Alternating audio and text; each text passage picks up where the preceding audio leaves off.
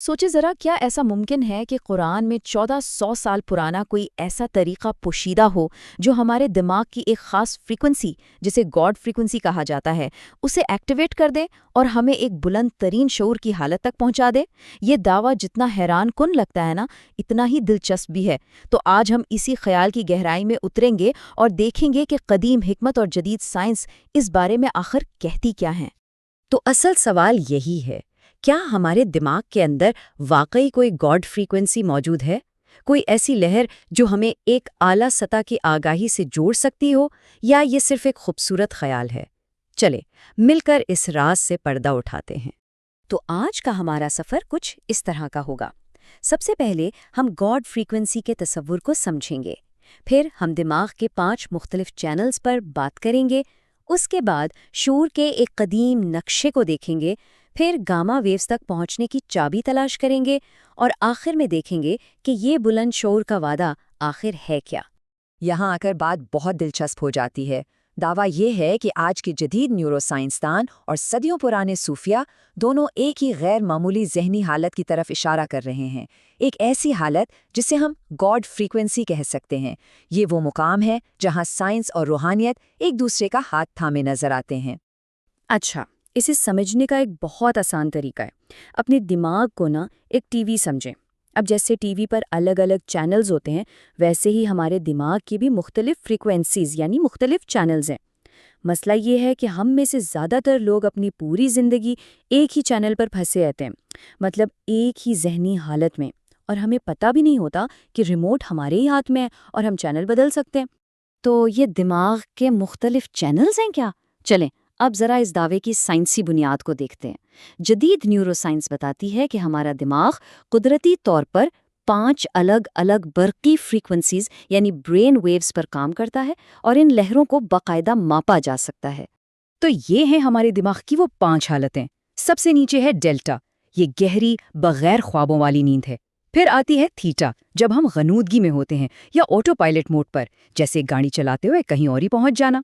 इसके ऊपर है अल्फा, जो सुकून, आराम और तख्लीकी सोच की हालत है।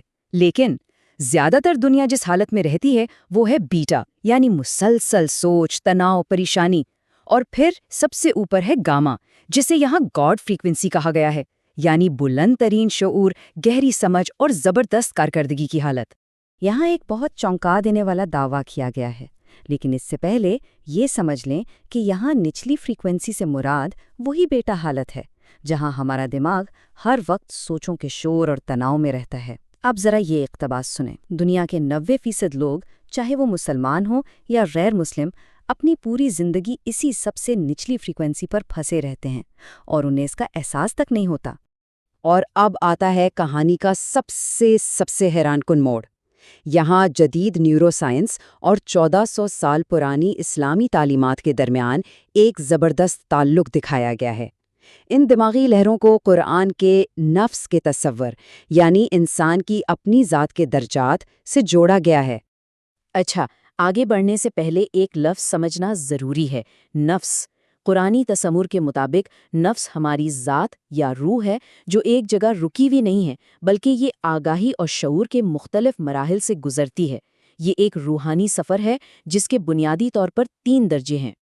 तो देखें, ये दोनों तस्वुरात कैसे एक दूसरे से जुड़ते हैं। एक तरफ है बेटा लहर, हमारा सर्वाइवल चैनल। इसे कुरान में नफ्से अम्मारा यानी हुक्म चलाने वाले नफ्स से जोड़ा गया है। ये वो हालत है जहां हम हर वक्त रद्द-ए-अमल देते हैं, बेचैन रहते हैं, गुस्से में होते हैं।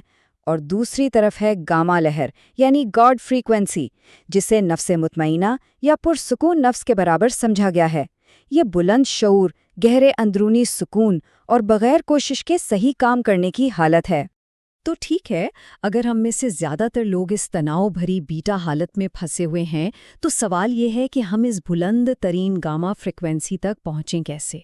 कहा जाता है कि इसका जवाब एक कदीम तरीके में छुपा है, जो एक ख़ास रुकावट को हटाकर इस हालत का दरवाज़ा खोल देता है। इस रास्ते की सबसे बड़ी रुकावट है गफलत, यानी बेखबरी, ऑटो पायलट पर जिंदगी गुजारना, जागते हुए भी सोए रहना।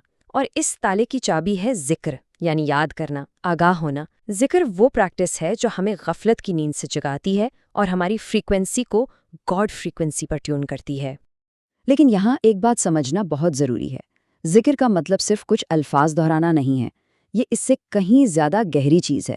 یہ ایک مکمل طرز زندگی ہے۔ یہ خدا کے ساتھ ایک ٹو وے کنیکشن بنانا ہے، کائنات کی تخلیق پر غور کرنا ہے، صبح شام عاجزی سے اسے یاد کرنا ہے، جب بھی غفلت میں جائیں خود کو پکڑ کر واپس آگاہی میں لانا ہے، اور قرآن کے پیغام پر گہرائی سے سوچ وچار کرنا ہے۔ تو اب سوال یہ ہے کہ اسے روزمرہ کی زندگی میں کیسے لایا جائے؟ یہاں 3 بہت ہی عملی قدم بتائے گئے ہیں۔ پہلا، دن میں کئی بار الارم لگائیں، صرف اس لیے کہ آپ اپنے آٹو پائلٹ موڈ سے باہر آئیں اور خود سے پوچھیں، اس وقت میری آگاہی، میرا دھیان کہاں ہے؟ دوسرا، صبح اٹھنے پر اور رات سونے سے پہلے بس چند منٹ خاموشی سے بیٹھ کر یاد میں گزاریں۔ اور تیسرا، روزانہ قرآن کی صرف ایک آیت لیں اور اس کے معنی پر گہرائی سے غور کریں۔ تو اگر کوئی ان مشقوں کو اپنی زندگی کا حصہ بنا لے تو آخر میں ہوتا کیا ہے؟ اس کا نتیجہ کیا نکلتا ہے؟ اب ہم بات کریں گے ان زبردست فائدوں کی جو گاما فریکوینسی کو ایکٹیویٹ کرنے سے حاصل ہو سکتے ہیں۔ اور اس بات کا سائنسی ثبوت بھی ہے۔ ایک مشہور تحقیق میں تبتی راہبوں پر اسٹڈی کی گئی جنہوں نے ہزاروں گھنٹے مراقبہ کیا تھا، اور نتائج نے سب کو حیران کر دیا۔ ان کے دماغ عام لوگوں کے مقابلے میں 25 گنا زیادہ طاقتور گاما لہریں پیدا کر رہے تھے، اور وہ بھی تب جب وہ مراقبہ نہیں کر رہے تھے۔ اس کا مطلب ہے کہ اس حالت کو مستقل بنایا جا سکتا ہے۔ تو گاما حالت کے حتمی فائدے کیا ہیں؟ ایک ایسا دماغ جو مکمل طور پر پرسکون ہو، ایک بلند شعور اور گہری بصیرت، ایک ایسا ذہن جس میں کوئی اندرونی جنگ نہ چل رہی ہو، یہاں تک کہ ایپی جینیٹک تبدیلیاں، مطلب ہمارے جینز کے کام کرنے کا طریقہ بھی بدل سکتا ہے، جس سے صحت بہتر ہوتی ہے، اور آخرکار ایک ایسی زندگی جو بغیر کسی کھینچاتانی کے الہام اور مقصد کے ساتھ گزاری جائے۔ آخر میں یہ ایک طاقتور اقتباس ہے جو اس پورے عمل کی صلاحیت کو بیان کرتا ہے۔ آپ اپنی پوری زندگی سے کہیں زیادہ کام کر لیں گے۔ آپ کو اس کا احساس تب ہی ہوگا جب آپ واقعی اسے کریں گے۔ تو یہ سارا سفر ہمیں ایک بہت اہم سوال پر لا کر چھوڑ دیتا ہے۔ جب قدیم حکمت اور جدید سائنس ایک ہی سچ کی طرف اشارہ کر رہی ہوں، تو ہم انسان کی اپنی صلاحیتوں کے بارے میں کیا کچھ نیا سیکھ سکتے ہیں؟ شاید شعور کے وہ راز جنہیں ہم آج سائنس سے سمجھنے کی کوشش کر رہے ہیں، وہ تو ہمیشہ سے ہمارے منتظر تھے۔